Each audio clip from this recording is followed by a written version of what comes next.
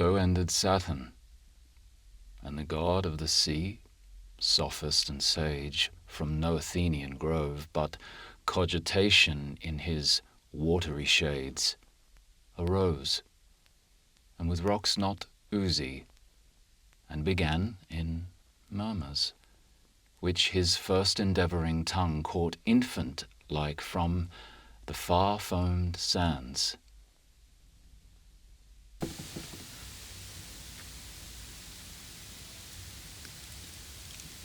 O ye, whom wrath consumes, who passion stung, writhe at defeat and nurse your agonies.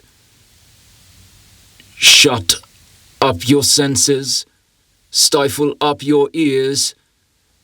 My voice is not a bellows unto ire. Yet listen, ye who will, whilst I bring proof how ye perforce must be content to stoop, and in the proof much comfort will I give, if ye will take that comfort in its truth. We fall by course of nature's law, not force of thunder or of Jove. Great Saturn, thou hast sifted well the atom universe, but for this reason thou art the king, and only blind from sheer supremacy. One avenue was shaded from thine eyes, through which I wandered to eternal truth. And first, as thou wast not the first of powers, so art thou not the last. It cannot be. Thou art not the beginning nor the end. From chaos and parental darkness came light, the first fruits of that intestine broil, that sullen ferment which for wondrous ends was ripening in itself. The ripe hour came, and with it light, and light engendering upon its own producer, forthwith touched the whole enormous matter into life. Upon that very hour, our parentage, the heavens and the earth, were manifest. Then thou, firstborn, and we, the giant race, found ourselves ruling new and beauteous realms. Now comes the pain of truth. To whom 'tis pain, O folly?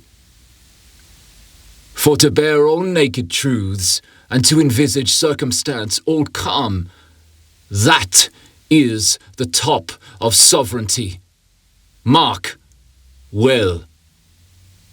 As heaven and earth are fairer far than chaos and blank darkness, though once chief, and as we show beyond that heaven and earth, in form and shape compact and beautiful, in will, in action free, companionship, and thousand other signs of purer life, so on our heels a fresh perfection treads, a power more strong in beauty, born of us, and fated to excel us as we pass in glory that old darkness.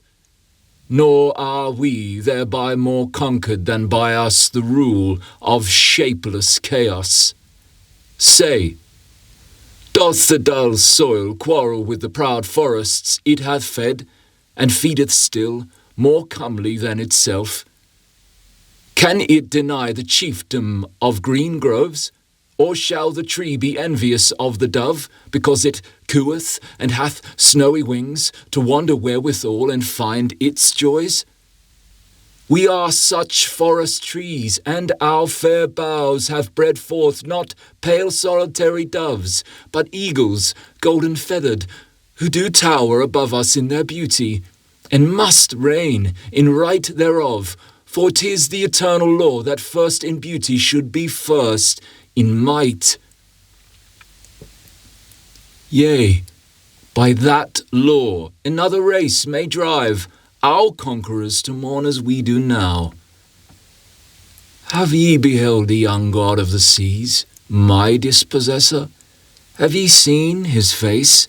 Have ye beheld his chariot foamed along by noble winged creatures he hath made? I saw him on the calmed waters scud, with such a glow of beauty in his eyes that it enforced me to bid sad farewell to all my empire. Farewell sad I took, and hither came to see how dolorous fate had wrought upon ye, and how I might best give consolation in this woe extreme. Receive the truth, and let it be your balm.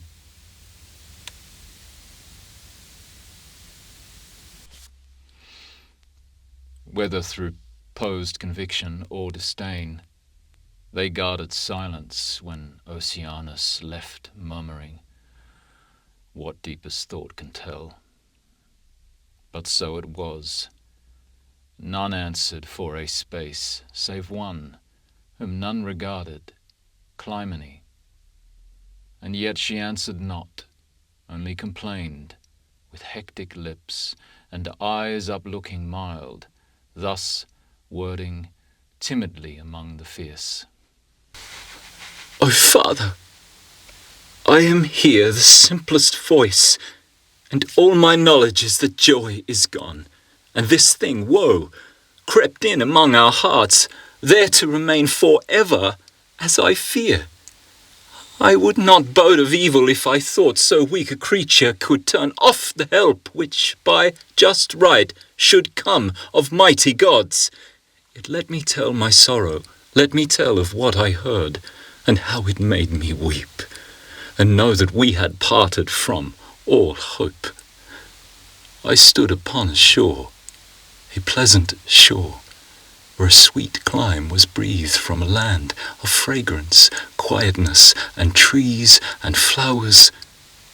Full of calm joy it was, as I of grief, too full of joy and soft, delicious warmth, so that I felt a movement in my heart to chide and to reproach that solitude with songs of misery, music of our woes, and sat me down and took a mouthed shell and murmured into it and made melody. Oh, melody no more. For while I sang, with poor skill let pass into the breeze, the dull shell's echo from a bowery strand just opposite an island of the sea, there came enchantment with the shifting wind that did both drown and keep alive my ears. I threw my shell away upon the sand, and a way filled it, as my sense was filled with that new blissful golden melody.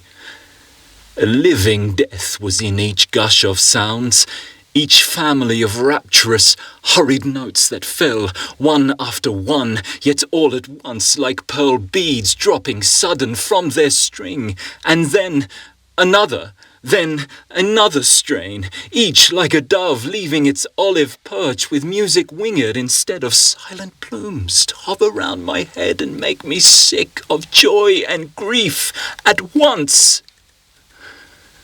Grief overcame, and I was stooping up my frantic ears when, past all hindrance of my trembling hands, a voice came sweeter, sweeter than all tune, and still it cried, Apollo! Apollo, young Apollo! The morning bright Apollo, young Apollo! I fled. It followed me and cried, Apollo! O Father, and O brethren, had ye felt those pains of mine? O Saturn, hadst thou felt, ye would not call this too indulged tongue presumptuous in thus venturing to be heard.